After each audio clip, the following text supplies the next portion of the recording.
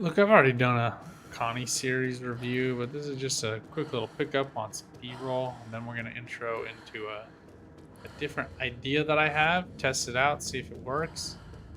I know other people have probably tried it out, but I really want to lean into it, talk through the pros and cons, and walk you through why it's something I'm stressing.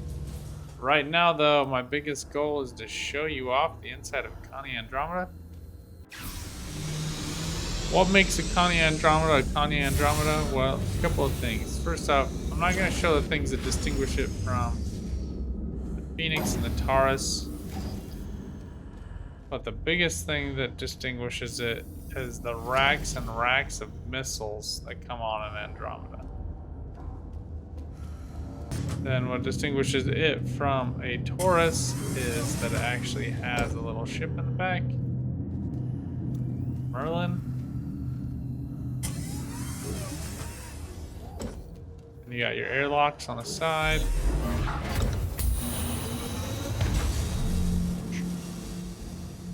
Got your two turrets, both of which have guns. And then freaking awful, absolutely awful set of struts. The struts are the same for the Phoenix as they are for the Andromeda. Doesn't change the fact that, first off, much like with some of the other ships we've been reviewing from RSI, just push the seat up into the glass. Second off, eliminate the struts and just do pure glass. No reason not to. The turrets come out of that little bulge on the top and a little bulge on the bottom. So they are tucked away so they don't just get hit. Looks like VTOLs are activated right now, actually. Let's power on the engines. The sweet, sweet sonorous sounds of those engines. I love the weapons on the back, as well as there are two just underneath here. Engines and fuel tanks on the sides. Go ahead and retract that. Landing bay.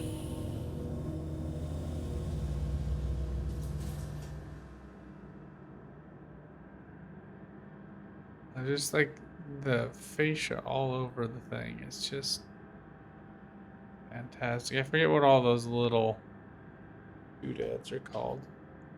You can see the VTOLs actually are VTOLs.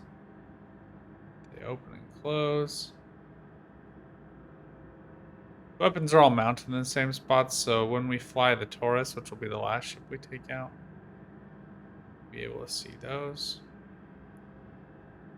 Just taking in the beauty of the Constellation series. Sometimes all you need in life. Decent MFDs, like it's otherwise a very flyable ship, but for the fact that you can't see straight in front of your face. It's superbly annoying.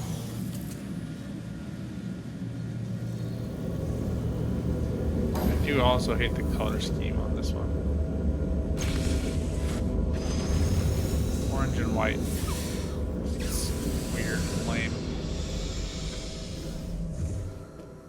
You can change how the outside looks, but you can't change how the inside looks. So I guess that's how they get you up into the Aquila or the Phoenix, more like. I've got B-roll of the Aquila. I've talked about the Aquila plenty. Still think it's the one that you should get if you're looking for a daily driver or just a ship that you fly around and shoot stuff with. Alright, as you can see here, the Andromeda, the Aquila, the Phoenix all have the same amount of cargo. One interesting thing about the Phoenix over the other ones, vehicle has been delivered to the following in my mind it had worse storage than the others, but for some reason they just give it storage? Don't ask it questions, just be thankful, I guess. So the cargo bay on the Phoenix has a lot less headroom, but it's just wasted space on the other models apparently. I don't know why, it just is. When you come up, the lights are off, you can flip on your headlamp.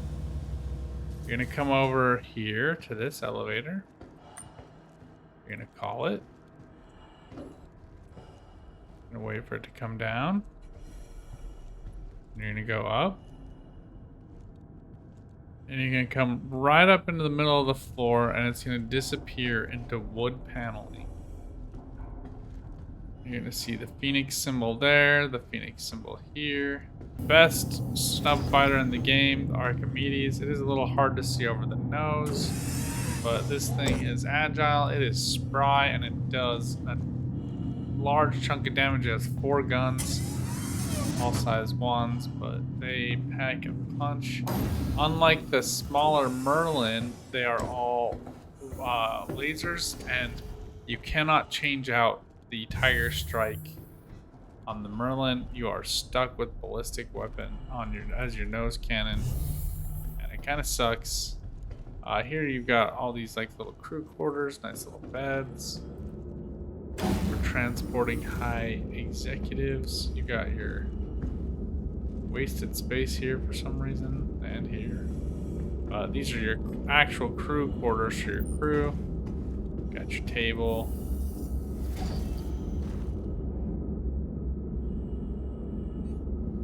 For some reason would let me click on it, but it won't open. You got your locker, you got your John, you got some of this other stuff. Now here, and you can see that this turret kind of pops out, like I said, through that opening. So it normally keeps it tucked away. And you get decent visibility and sightlines on this. It's not phenomenal, but it's pretty good. I really kind of thought it would send you in upside down, but it does not. It's kind of bummer. It should put you in totally upside down so that you can actually rotate this all the way down vertically, but it doesn't do that, which is kind of annoying. Anyway, you've got another one there. That weapon's still in the same place. Everything else is basically the same between the ships. Or I think the cannons on the side are side mounted. Right there. There you go. Keeps them tucked in nice and tight. But pretty rad. I don't know what the 201 and 202 are. Maybe those are like 8 modules on this one. 101, 102. Mark 4, 480. See the Phoenix on the side. Didn't even bother writing Constellation. Then you've got that Sky Dome White. And you can get a Taurus for relatively cheap. Your vehicle has been delivered to the following location. Alright, a couple of things. You're going to notice here that the cargo bay is much longer in the Taurus. Now, why is that? Well, because it does not have a snub fighter tucked up underneath. Instead, you've exchanged that snub fighter for extra cargo space and a cheaper price. Granted, if you back it in just right, you can actually fit it into this dock, like into this bay. It's just a little tough, but you can do it. Here you're just crawling up these steps, and you can see why it is just wasted space here. It doesn't actually stack up that tall. Here you have your kind of component access room and extra storage. So whereas this would normally have your snub fighter, here it's just extra storage. Cleared to launch. So let's see, weapons. Actually moved those kind of side buttons on this one, so I didn't think that they moved, but they definitely do. They have like a weird antenna that just pokes up there. So that's happening. Top one is still a firing turret with 2 badgers. The bottom one is a tractor beam.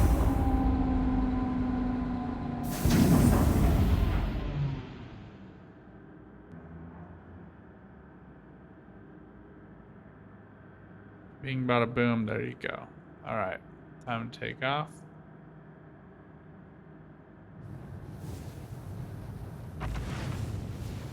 Okay, why are we doing this? Let's just keep going forward.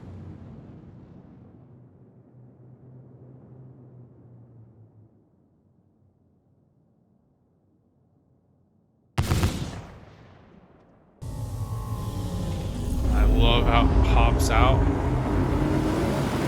It expands when you go into quantum. Man, I love this ship. It is just such a rad ship.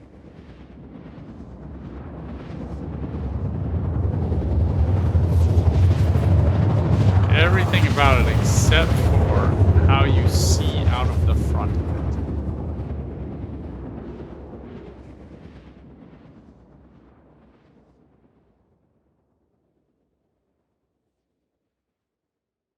Keep in mind, all these weapons are gimbaled.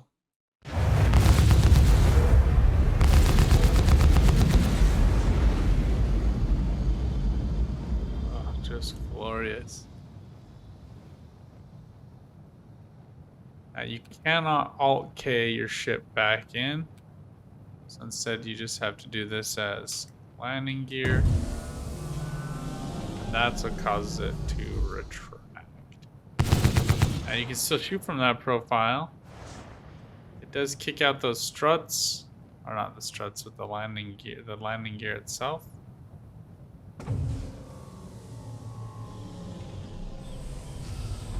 And retracting it doesn't necessarily increase your profile, it just slides those boosters back. Mostly pops forward so the landing gear can support the base of the ship. It does give you different access to that cargo bay as well. So when you're in the air, it can sometimes be easier to load stuff in there.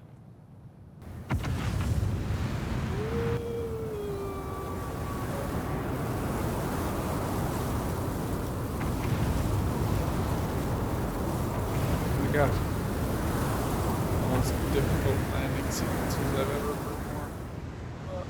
Shut off the engines. Jiminy Christmas. Unlike regular ships, we should be able to Welcome to the call in ASOC a couple vehicle of different retrieval ones here. system. You can call in Pisces, which is really cool. If you ever get stranded out here, you can actually call in a ship. They can fly you out of here. And you can call in razors. So, also cool. So, we're going to go ahead and call in a few things. And I have Ursa and Lynx, because those were up today. Ooh,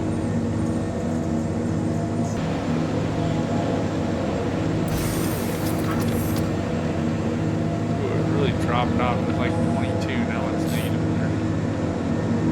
Go ahead and make this thing flight ready.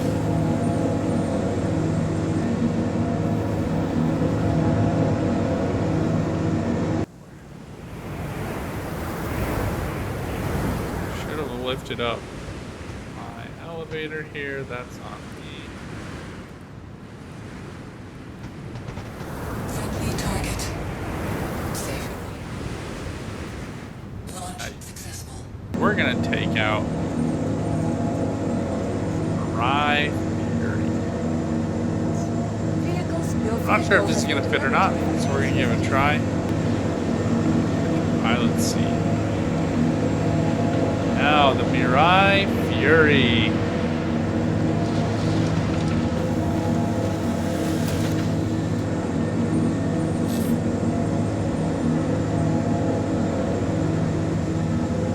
Let's go ahead and switch on the engines. Take off here. Oh, stop.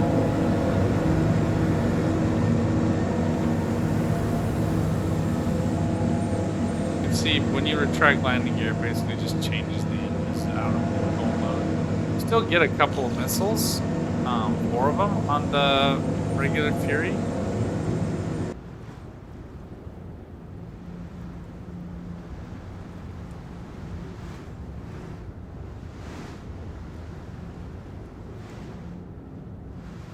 Now, getting the Fury on here.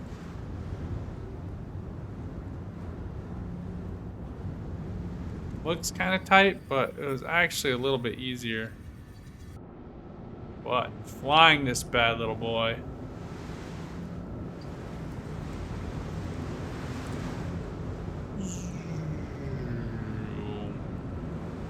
Remember that I'm like speed limited here. I'm just doing this to show you what can be done here. Turn it over just a little bit for you. But just weaving in and out in the middle of a snowstorm.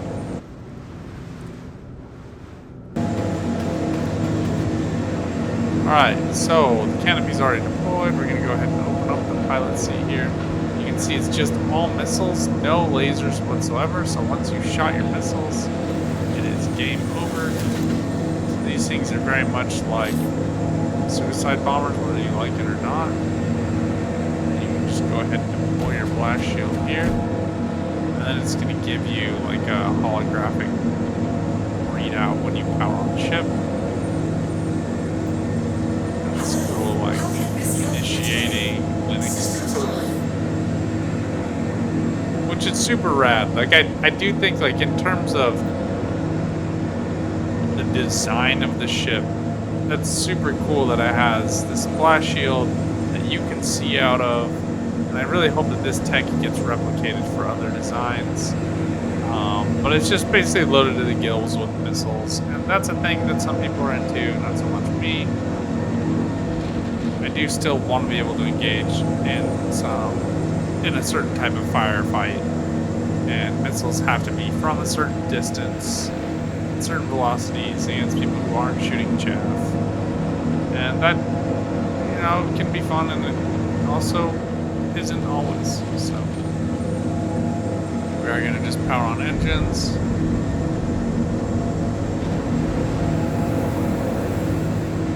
Drop it down and power them off,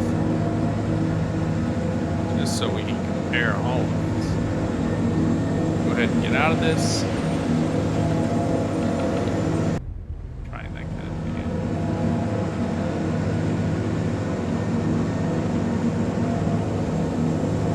Otherwise, you can totally fit one of these in a Corsair. Oh, there goes one of my wings.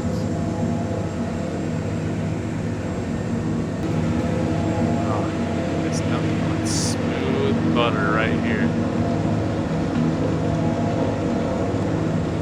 I love how it's just like a Disneyland ride, locks you in place. Let's go ahead and power this on. See you later, Hercules. Love watching those lights come on.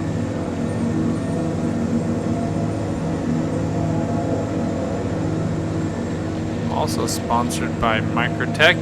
Take down the speed limiter to 30.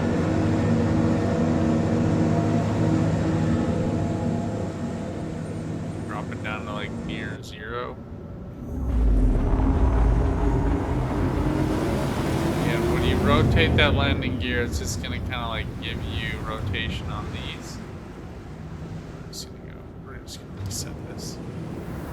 Out for a little spin around the mountains here. Whoa. I mean, this thing is like,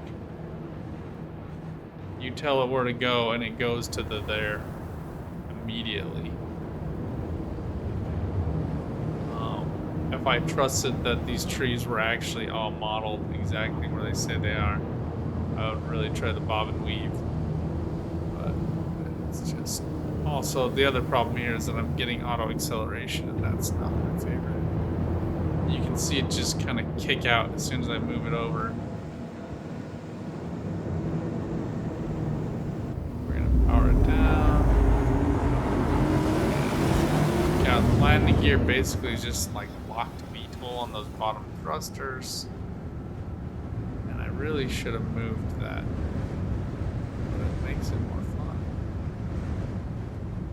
Should just be able to kind of like fly straight through. This is obviously easier on Hercules. The worst part is just dealing with this auto acceleration. But if I kill the engines, bam, we're in, easy peasy. Now we're on the engines. Engines on. We are off to the races. No, no, no, no, no. Oh.